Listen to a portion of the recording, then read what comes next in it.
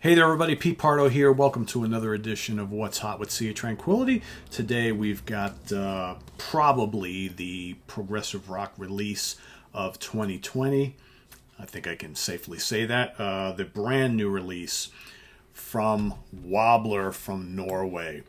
Okay. It's called Dwellers of the Deep. There we have it right there. This is actually the promo CD. I've got my real copy coming in, but I just couldn't wait any longer to talk to you guys about this album here. So, also got some kind of cool little postcards. There's the guys in the band right there. And there's the Dwellers of the Deep cover also on a big postcard. So pretty cool. So this is their fifth album, all right?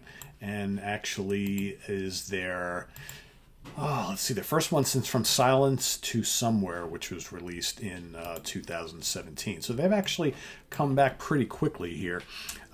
Prior to that, we had Rights at Dawn, 2011, Afterglow, 2009, and then their debut, Hinterland, came out in 2005. So, for a while there, they were coming out pretty fast and furious, but then a big gap between Rights at Dawn and From Silence to Somewhere, and now 3 years later, we've got Dwellers of the Deep, which is pretty cool. So, once again, only 4 tracks. They've kind of been doing that last couple of releases, right? You get 2 big epics that bookend the album and then 2 shorter tracks in the middle.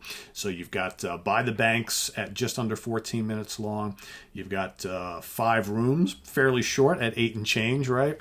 Naiad Dreams at 4 and change. And then Mary Macabre finishes up the album at just about 19 minutes. So what do we get here? Well, first of all, let's talk about the guys in the band. So the current lineup of the band is Andreas Wettergreen. Let me say his whole name. Andreas Wettergreen Stroman Prestmo. I hope I'm saying that name correctly. On vocals and guitars, you've got Marius Halleland on guitars and backing vocals. You've got Lars Fredrik Foysley on keyboards. Christian Carl Hultgren on bass. And Martin Nordrum Kreppen on drums. Guys, if I'm mispronouncing your names, I apologize. I always have problems pronouncing Norwegian and Swedish names for whatever reason.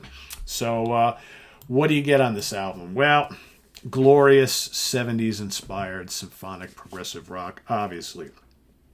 I will say, I've been following these guys since the beginning, and I've always loved their real retro take on, classic progressive rock, and they've, that's what they do, right? So you obviously know that they have listened and studied the work of bands like, Genesis and Yes and Gentle Giant and King Crimson and Camel and Van de Graaff Generator, so on and so on and so forth, right?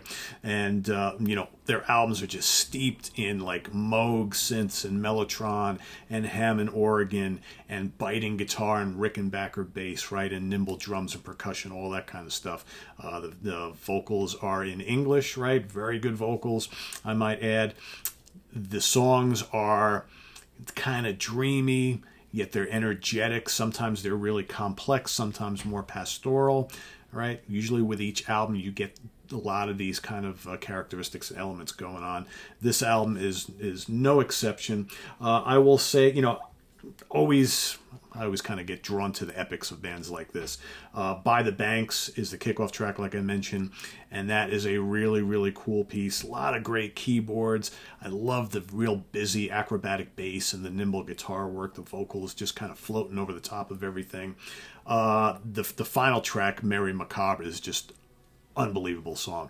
And I hear a lot of, on this album especially, I hear a lot of like relayer or drama era Yes in spots.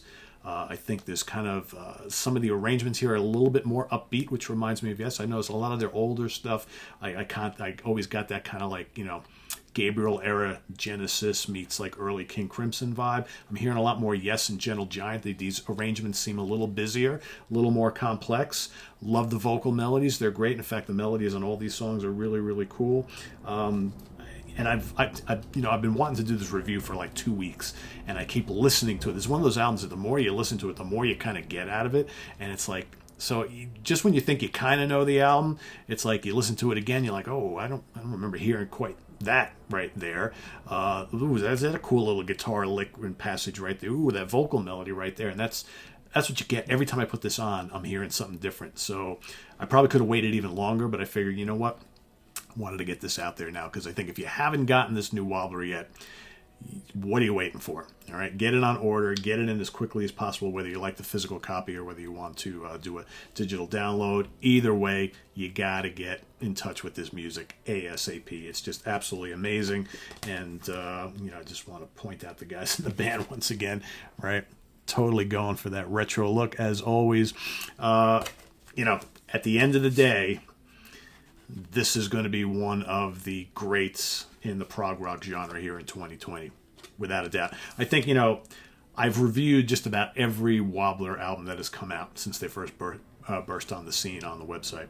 And I don't think I've given any of their albums less than a 4.5 out of 5 stars. In fact, I think the last 3 I've given 5 out of 5s. This is another 5 out of 5. I don't have the written review on the website yet. I wanted to kind of do the YouTube thing first. But yeah, this is another 5 out of 5. Absolute classic. Great musicianship. Memorable songs. Lots of hidden nuances and things. Lots of drama and atmosphere. But, most importantly, man, if you love Mellotron, Hammond organ, Moog synthesizer, all the classic keyboards, and that wonderful Rickenbacker bass. He's got one right here, right on the front. There it is. And you got the Les Paul, lots of weaving guitar licks and riffs and solos and things. Unbelievable stuff. Unbelievable stuff. Great band, Wobbler. Dwellers of the Deep. Love the title too. It's where are these guys on now? It says Charisma Records once again. Hold on, I'll tell you in a second. Charisma Records, there you have it. Available digital, CD, and all sorts of formats. Check it out. Brand new Wobbler. You've heard it here first. Definitely one of the highlights of 2020. I guarantee you this is going to be sitting in my top 10 or 15 or definitely. I think it's a top 10. I think it is.